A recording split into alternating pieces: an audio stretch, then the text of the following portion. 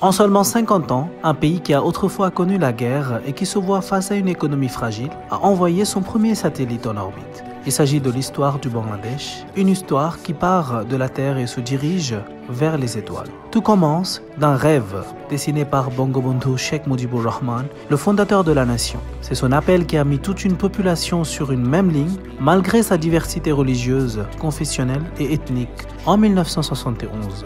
C'est son idéologie, sa vision et ses principes qui nous font avancer même aujourd'hui.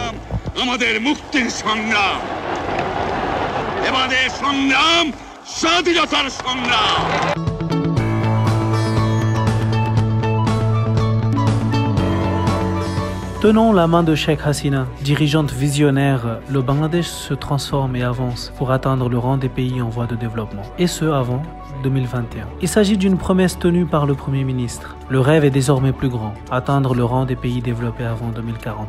Si on y parvient, ce sera la réalisation du rêve de Bangabandhu Sheikh Mujibur Rahman, qui avait rêvé d'un Bangladesh au nord, que l'on appelle Sonar Bangla.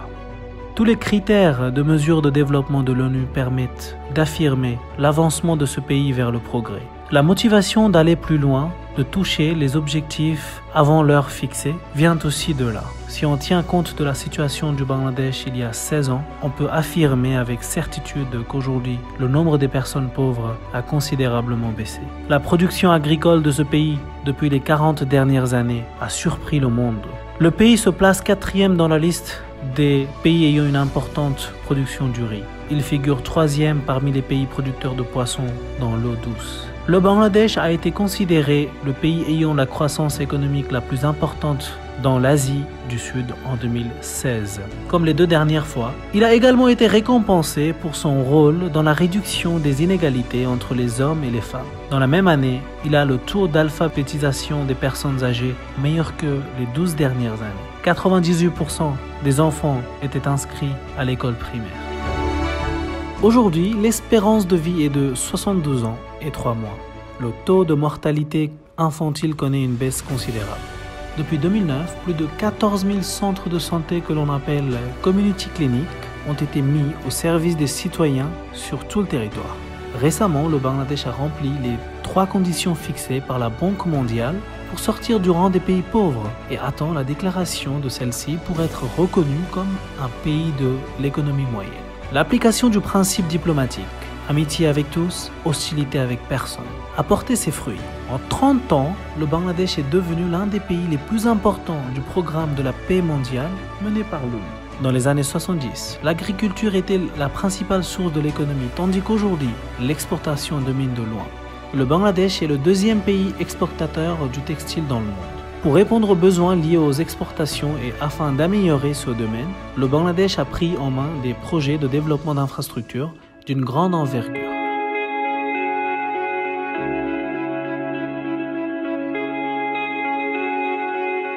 La construction avec ses propres moyens du pont le plus long du Bangladesh, Padma Setu, en est la preuve. Ce pont aura changé l'avenir de plus de 30 millions de citoyens du Sud et aura un impact important dans la croissance économique. Le Bangladesh va bientôt ouvrir son premier centrale nucléaire pour produire de l'électricité. Il permettra ainsi à 2 400 000 familles d'avoir la lumière chez elles.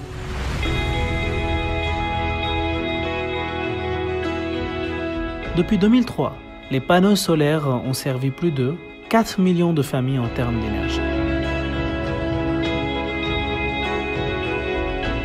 Depuis 2009, la production de l'énergie électrique a connu une forte hausse. Elle a été multipliée par 4.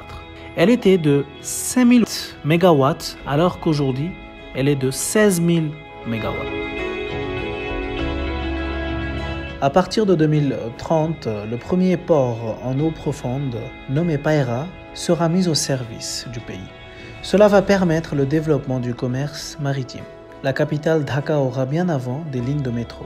Les habitants de la capitale seront enfin épargnés de la souffrance à cause des embouteillages. 60 000 passagers seront transportés par heure.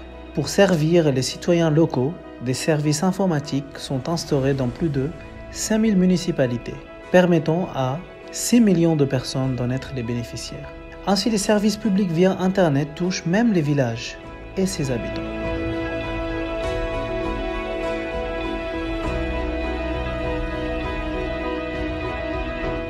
Dans le domaine technologique, pour attirer les investisseurs étrangers, la construction de 12 parcs technologiques est en cours dans 12 districts distincts. Le but est de faire de la technologie une source importante de la croissance économique et atteindre les 5 milliards de dollars en exportation et de créer 10 millions de nouveaux emplois. Avant 2030, un projet de construction de plus de 100 zones économiques spéciales sur l'ensemble du territoire bangladais est à envisager, ce qui permettra de créer de nouveau 10 millions d'emplois. Ainsi, des produits et des services d'une valeur de 40 milliards de dollars supplémentaires seront créés.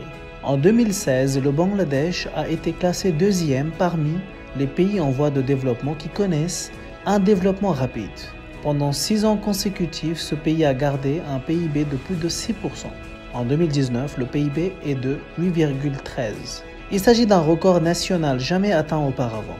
Le Bangladesh fait partie des 11 pays susceptibles de devenir des puissances économiques mondiales du XXIe siècle.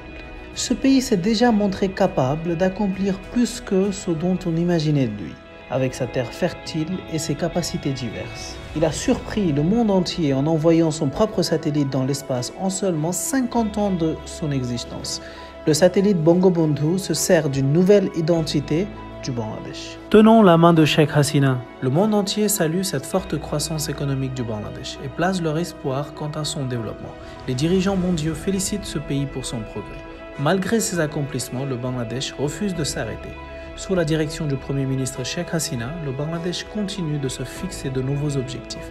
L'avenir du Bangladesh est sans doute brillant pour la réalisation de Sonar Bangla, rêvé par Bangabandhu.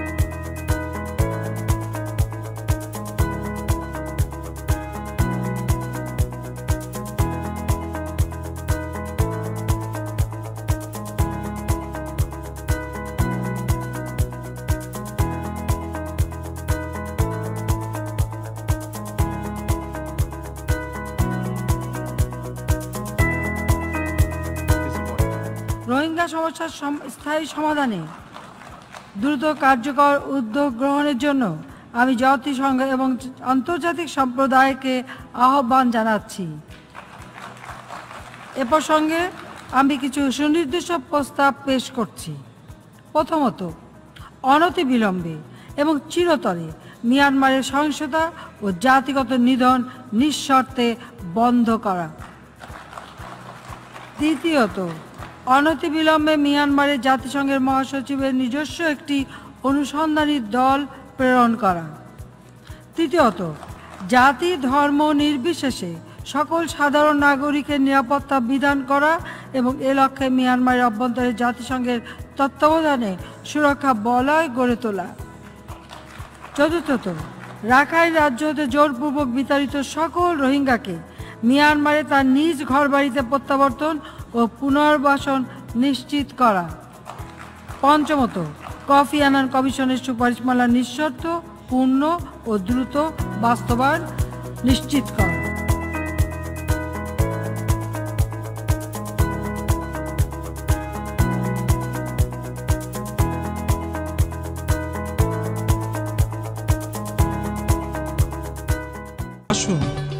দল মত নির্বিশেষে সকলে ঐক্যবদ্ধভাবে আগামী প্রজন্মের জন্য একটি উন্নত, সুখী, সমৃদ্ধ বাংলাদেশ গড়ে তুলি। বাংলাদেশ এগিয়ে যাচ্ছে, এগিয়ে যাবে। আগামী প্রজন্ম পাবে সমৃদ্ধশালী Bangladesh.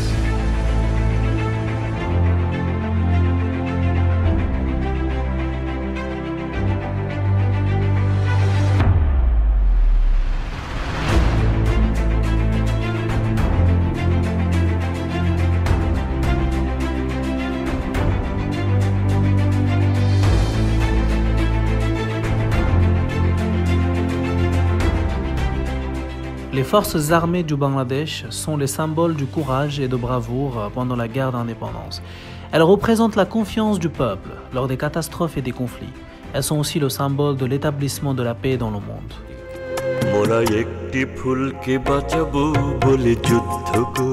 La liberté est le droit que tout homme possède dès sa naissance. À la fin du régime atroce des Anglais, les Bangladais n'ont pas pu bénéficier de l'indépendance en 1947 et ils sont tombés sous le poids du nouveau régime du Pakistan de l'Ouest. Pour se libérer de la discrimination et de la maltraitance des dirigeants pakistanais, les Bangladais ont lutté pour acquérir leurs droits. Ces luttes se sont transformées en guerre d'indépendance. Tout le peuple bangladais a répondu présent à l'appel du père de la nation Bangabandhu Sheikh Mujibur Rahman pour participer à cette guerre. Le 21 novembre 1971, les patriotes, les combattants de la liberté, les forces armées ainsi que les militaires se sont unis pour participer à la lutte contre les colons pakistanais. C'est pourquoi le 21 novembre, c'est la journée nationale des forces armées.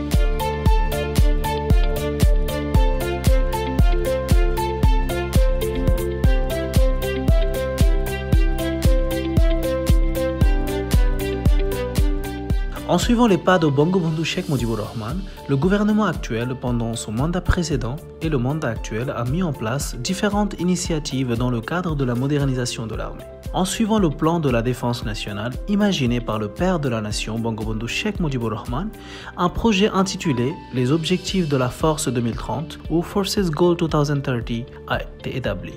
La création de la nouvelle division brigadière et d'unités militaires ainsi que l'achat des nouvelles armes modernes ne font que remplir ces objectifs. Dans le cadre de la modernisation de l'armée et de son expansion, 17 divisions brigadières ont été créées à Sylhet, 10 à Ramu et 7 à Leboukhali. A été construit le cantonnement intitulé Sheikh Hasina Shenanibash. Pour veiller sur la construction, assurer la sécurité et la supervision du pont Padma, 99 brigades composées ont été mises en place. Ont été employées de Work Organizations, 22 bataillons.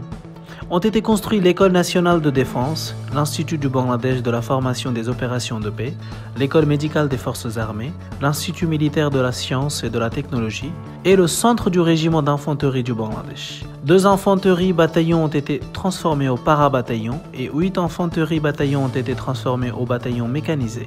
Pour la première fois, une brigade de commando a été construite au sein de l'armée. Pour renforcer la sécurité aérienne, ont été déployés le régiment MLRS et le régiment antimissile. Parallèlement à la modernisation de l'armée, des projets dans le cadre de développement de l'entraînement militaire font aussi l'objet de grande importance. La durée de la formation des cadets a augmenté de 3 ans et la durée de la formation de recrutement de 1 an.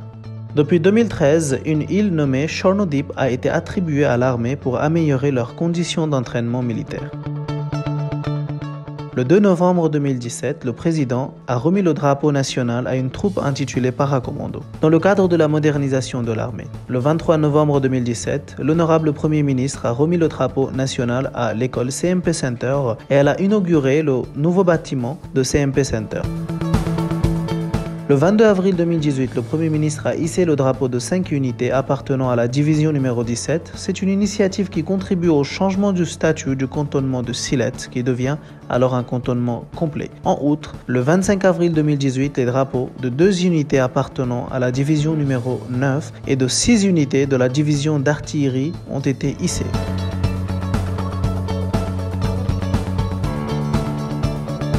Le 20 février 2018, les drapeaux des 4 unités de la division numéro 10 ont été hissés. C'est une étape vers l'avant à la transformation du cantonnement de Ramu en un cantonnement complet.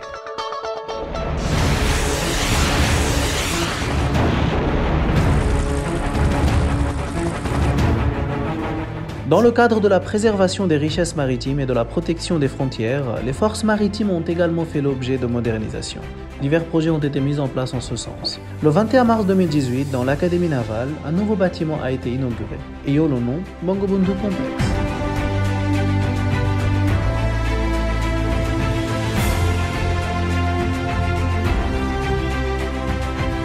Ceci a pour but d'assurer une formation de qualité et de donner une certaine autonomie à cette force. Afin d'assurer une qualité du niveau international, ce bâtiment est équipé de systèmes anti-sous-marins, d'artillerie, système de communication, salle de conférence, salle de discussion, une grande bibliothèque, un laboratoire informatique et linguistique.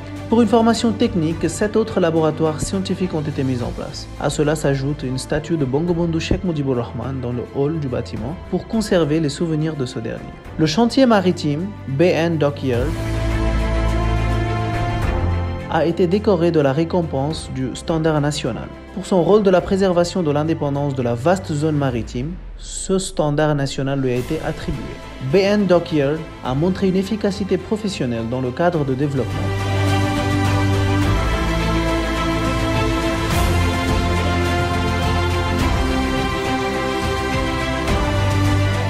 La maintenance et des réparations des équipements, des navires de guerre et des sous-marins. Pour réaliser le rêve du père de la nation Bangabandhu Sheikh Mujibur Rahman, sa fille, la première ministre Sheikh Hasina, a ajouté les avions de guerre MiG-29 de 4e génération, avions de transport Supervisor C-130 et les radars de protection aérienne de haut calibre pendant son mandat de 1996 à 2001. Aussi ont été ajoutés des F-7, des BG-1, Mi-171, des hélicoptères, ainsi que les derniers missiles de protection aérienne FM-90 pendant son mandat de 2009 à 2013.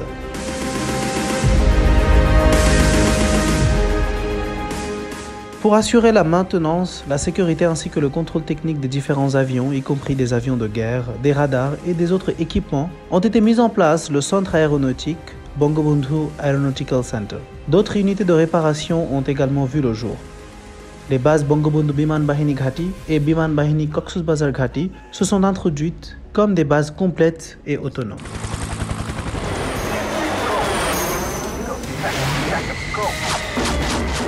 Pour améliorer l'efficacité de l'armée de l'air, des avions d'entraînement K-8W ayant un cockpit digital, des avions sophistiqués de transport comme le L-410, le nouveau Fly-by-Wire et avions Yak-130 d'entraînement au combat ayant un cockpit digital ont été mis à leur disposition.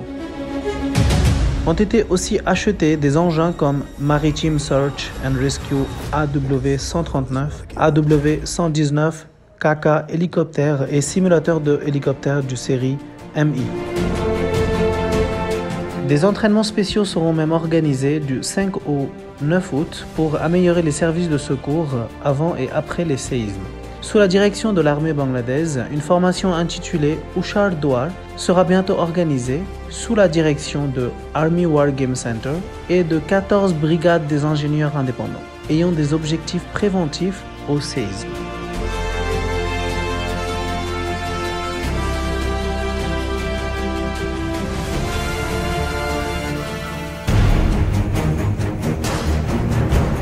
Parallèlement à la préservation de la sécurité des frontières, la force maritime intervient lors des accidents ou des projets de ravitaillement.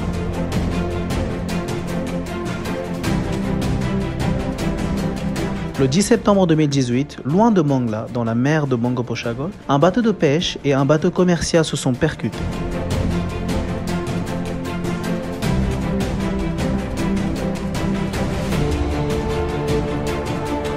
Le bateau de pêche coulait et lorsque le bateau de patrouille de la force maritime a pris connaissance de cette nouvelle, elle est intervenue, 9 pêcheurs ont été sauvés et ensuite ils ont été remis aux membres de leur famille. L'armée de l'air joue aussi un rôle important dans le cadre d'intervention à des situations de catastrophe et de ravitaillement. L'armée de l'air veille sur la sécurité aérienne les 365 jours de l'année, tout en continuant leurs activités quotidiennes. Lorsque le cyclone Mura avait frappé la zone montagneuse de Chittagong, des forces armées étaient coincées entre les montagnes, l'avion Mi-171 et BEL-212 ainsi que AWM-139 ont été utilisés pour y porter secours. L'armée de terre est très vigilante contre les activités terroristes. Les militaires font partie de différents programmes pour atteindre cet objectif.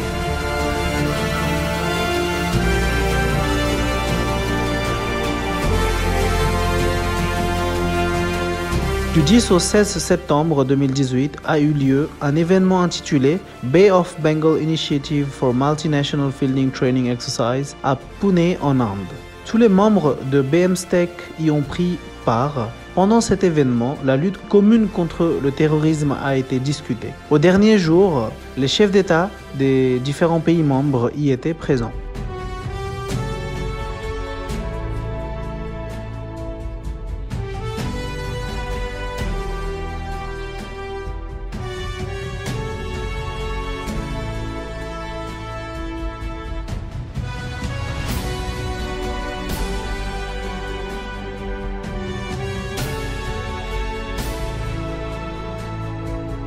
Le 1er juillet 2016, suite à l'attaque terroriste au restaurant Holy Artisan à Gulshan, un avion transporteur de passagers de l'armée de l'air a transporté un bataillon paracommando dans des conditions météorologiques très difficiles, de Sylhet jusqu'à Dhaka. Ensuite, ce bataillon a mené avec succès l'opération nommée Thunderbolt. Pour augmenter le nombre de femmes dans l'armée, depuis 2000, des inscriptions des officiers femmes sont en cours.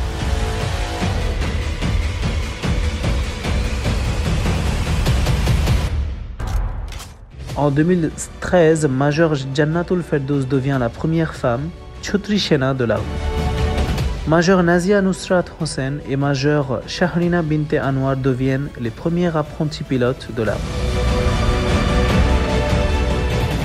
Colonel Najma a été la première femme à occuper la fonction de commandante contingente près de l'ONU. En 2013, l'armée a connu les premières femmes soldats. En 2016, pour la première fois, une femme a été au commandement d'un navire de la force maritime.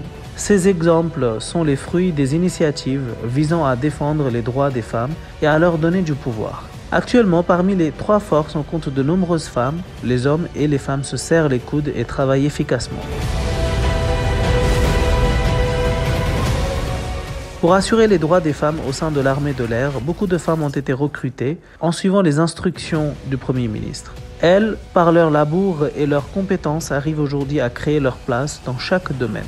Pour la première fois, 2 femmes pilotes servent près de l'ONU dans le cadre des missions de paix en tant que pilotes. C'est sans doute une réussite des forces armées du Bangladesh.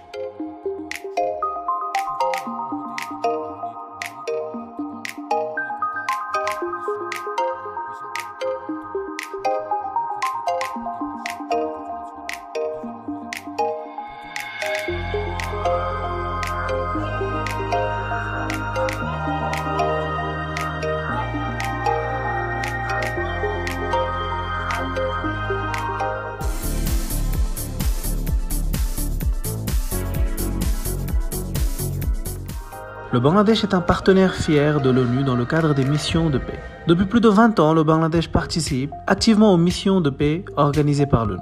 Jusqu'aujourd'hui, plus de 128 967 officiers ont servi dans plus de 41 pays afin d'établir la paix. Les compétences de ces officiers, leur honnêteté et leur dévouement ont fait d'eux des ambassadeurs de paix et de droits de l'homme à travers le monde entier. Ils ont occupé leurs fonctions avec dévouement, même dans des situations dangereuses, mettant leur vie en danger. En occupant leurs fonctions, 5 officiers ont quitté le monde à Mali le 28 février 2018 et 2 nous ont quittés le 26 mai 2018 en Afrique centrale. Ces sacrifices ont permis au Bangladesh d'avoir une place importante parmi ceux qui luttent pour préserver la paix mondiale.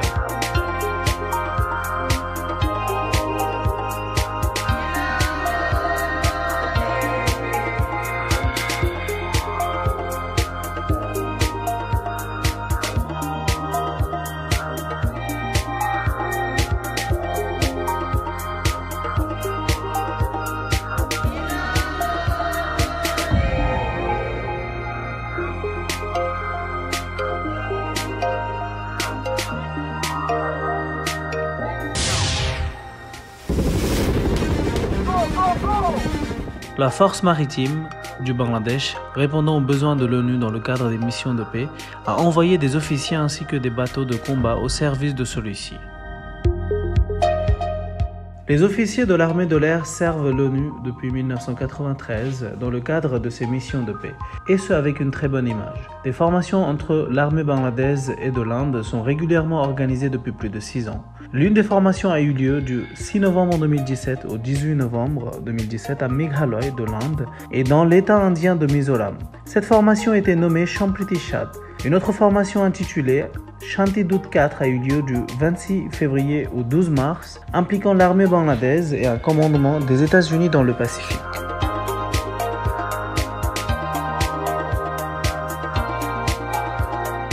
Du 27 au 29 novembre 2017, dans la mer Bangopashagor, a eu lieu pour la première fois le défilé international des forces maritimes de 21 pays de l'océan Indien.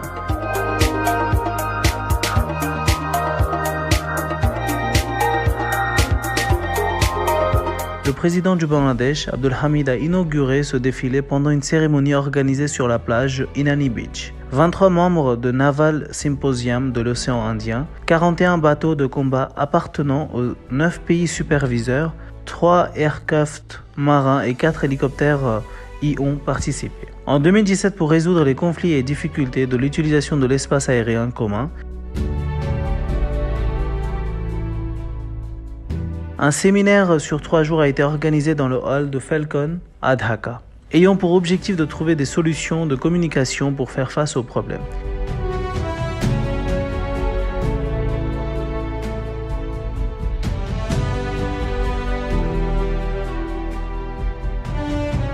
L'armée de l'air est aujourd'hui capable de résoudre les problèmes mécaniques des avions, des hélicoptères, des radars ainsi que tous les engins qui leur sont utiles.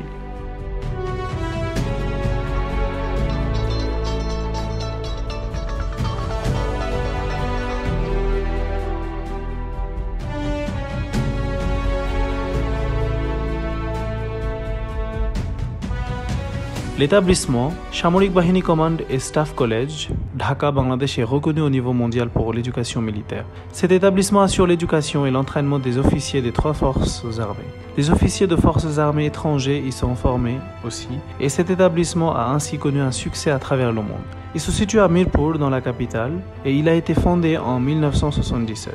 Au début, il a été aidé par un groupe de professeurs britanniques. Un autre établissement se nomme École nationale de la défense, NDC, qui fait partie des premiers établissements du Bangladesh. Il s'agit d'un centre de recherche de solutions de défense, de sécurité et du développement du pays. Il se situe dans le cantonnement de Mirpur, dans la capitale.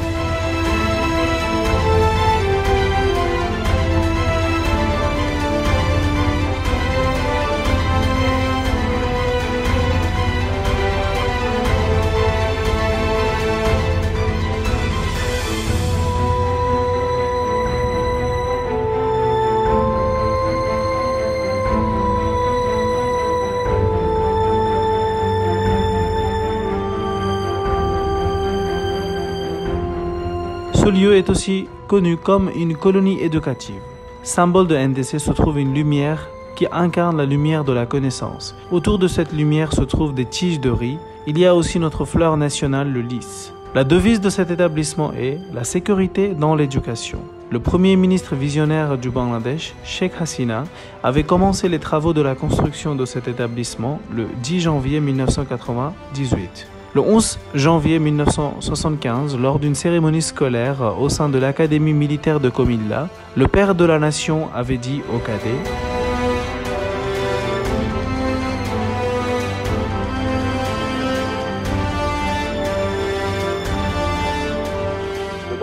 আমি দেখলাম তাতে আমি বিশ্বাস করতে পারি যে পূর্ণ সুযোগ সুবিধা দেওয়া যায় আমার ছেলেদের এই শক্তি আছে যে কোনো দেশের যে কোনো সৈনিকের সঙ্গে তারা মোকাবেলা করতে পারে।